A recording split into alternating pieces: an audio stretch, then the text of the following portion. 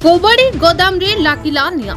मालकानगिरी जिला चित्रकोंडा मस्जिद कॉलोनी निकट रे थिबा शाहिद शब्दर साहंको कबाड़िया गोदाम गृह रे लागिला निया।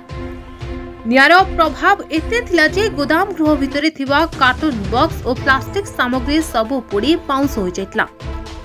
केही जणे दुर्बृत्त जानि सुनी निया लगाइथिबा आशंका करूछन्ती गोदाम मालिक। घटनास्थल रे दमकल बाहिनी पहुंची निया को आयत्त करछि। प्राय 2 ରୁ 3 लाख टंकार सामग्री नष्ट होइथिबा आकलन करा जायछि। मालकानगिरी जिल्लारू अब्दुल गानी को रिपोर्ट, द न्यूज टुडे।